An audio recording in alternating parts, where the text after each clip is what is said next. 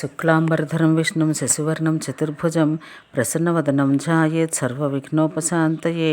శ్రీరామచంద్రుడు ధనుస్సు యొక్క 2 ముక్కలు నేలపై పడవేశను. దాన్ని చూసిన జనులందరూ సంతోషంతో పొంగిపోయిరి. విశ్వామిత్రుడు ఒక పవిత్రమైన సాగరము. ఆయన వాత్సల్యం సుందరము, అగాధమైన జలము. సాగరంలోని అలలు చంద్రుని గాంచి ఉప్పొంగినట్లు శ్రీరాముని ముఖచంద్రుని గాంచి ఆయన యందు పులకావలు అధికమాయను. ఆకాశమున దేవతల డిండిమధ్వనులు ప్రతిధ్వనించెను. దివ్యాంగనుల నృత్యగానముల విలాసములో కనువిందు గావించెను. బ్రహ్మాది దేవతలు, సిద్ధులు, మునీశ్వరులు శ్రీరాముని ప్రస్తుతించుచు మంగళాశాసనములు పలికిరి. చిత్ర విచిత్రములైన పుష్పమాలికలను కురిపించిరి. కిన్నెరులు రసవత్తరముగా గానం చేసిరి.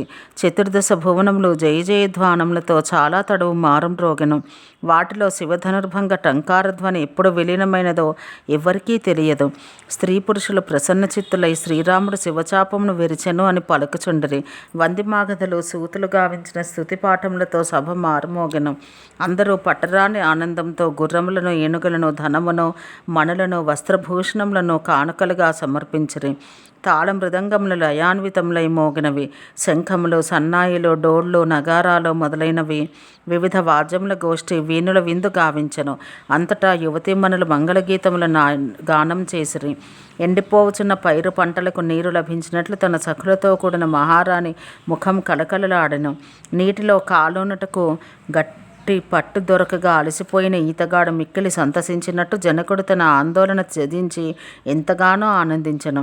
ధనుర్భంగ మగుట వలన సూర్యోదయమున దీపముల వలె రాజుల ముఖములు వెలవెలాబోయినవి. సీతాదేవి ఆనందానికి అవధులే లేకుండెను. స్వాతికార్తె వానకు ఆడుచాతక పక్షి వలె సీతాదేవి మురిసిపోయెను. చకోర సాబకం చంద్రుని చూచినట్లు సౌమిత్రి శ్రీరాముని గాంచుచుండెను. శతానందుని ఆజ్ఞతో సీతాదేవి శ్రీరాముని సమీపించుటకు ముందుకు నడిచెను. రూపవతిలో చతురులు అయిన చెల్లెలు ఆమెతో పాటు నడుచుచు మంగళగీతములను ఆలపించిరి. సీతాదేవి బాలమరాల గమనంతో నడుచుచుండెను. ఆమె యొక్క పరమ సౌందర్య శోభలు అద్భుతంగా ఉండెను. సౌందర్య రాశుల మధ్య మహాసౌందర్య రాశిగా సీతాదేవి తన సఖుల మధ్య మిక్కిలి శోభిల్లెను. ఆమె కరకమలములయందలి జయమాల విశ్వవిజయ శోభలు వెదజెల్లెను. ఆమె శరీరం సిగ్గుతో ఒదిగి ఉన్నను, మనసు పరమానంద భరితమై ఉండెను. ఆమె మనోరాగములను ఎవ్వరూ పసిగట్టలేకపోయిరి.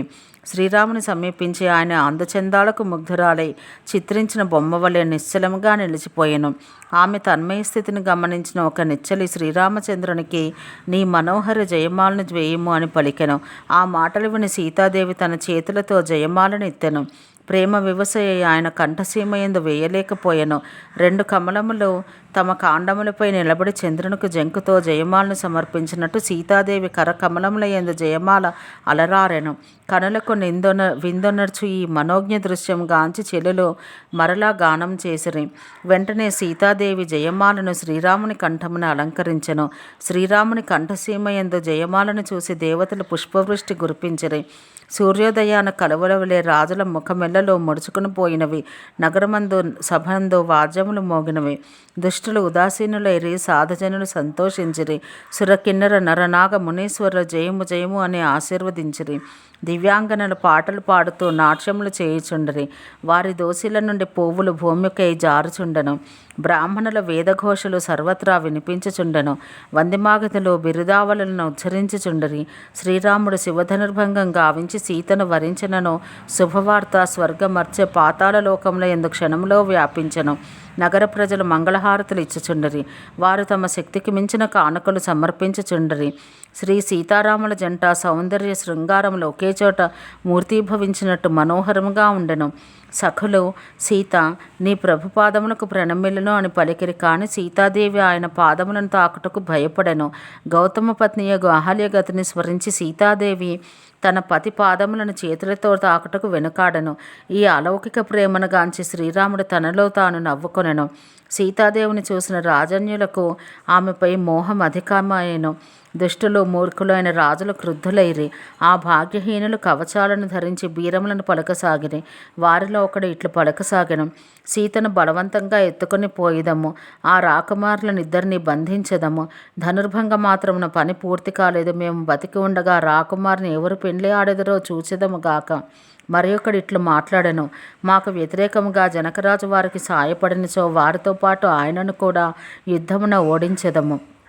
వారి ప్రగల్భ వచనాలు విని సజ్జనులైన కొందరు రాజులు ఇట్లనిరి, ఈ మూర్ఖులను చూసి సిగ్గుకే సిగ్గగుచున్నది. అరే ఓ మూర్ఖులారా, మీ బలపరాక్రమాల గౌరవ ప్రతిష్టలు ధనుస్సుతోనే పోయినవి. మరలా మీకు వీరత్వం కొత్తగా పుట్టుకొని వచ్చినదా? మీలో ఇటు దుష్టత్వం ఉన్నందుకే విధాత మీ ముఖాలను నల్లగా మార్చినాడు. ఈర్ష, గర్వం, క్రోధములను వదిలి శ్రీరామచంద్రుని కన్నుల పండువగా చూడడు.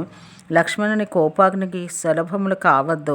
గరుత్మంతునకు అర్హమైన ఆహారమును కాకి కోరినట్లు, సింహం యొక్క ఆహారమును కుందేలు ఆశించినట్టు, అకారణ కోపిష్టి సుఖశాంతులకు ఆజ్ఞలు సాచినట్టు, శివవైరి సమస్త సంపదలను కాంక్షించినట్టు, లోభులు దురాశాపరులు కీర్తికై పాకులాడినట్టు, కాముకుడైన వాడు నిష్కలంకత్వం వాంఛించినట్టు, శ్రీహరి పాదపద్మముల ఎడ విముఖులైన వారు మోక్షమునకై కాంక్షపడినట్టు, ఓ రాజులారా, సీతాదేవుని మీరు కోరుకొనుట వ్యర్థము. ఈ కోలాహలమంతయు విని సీతాదేవి భయపడెను. సఖులామెను అక్కడి నుండి రాణికడకు తీసుకొని పోయిరి. శ్రీరాముడు సీతాదేవుని మనసులో మెచ్చుకొనుచు తన సహజ గమనంతో గురువు వద్దకు వచ్చెను.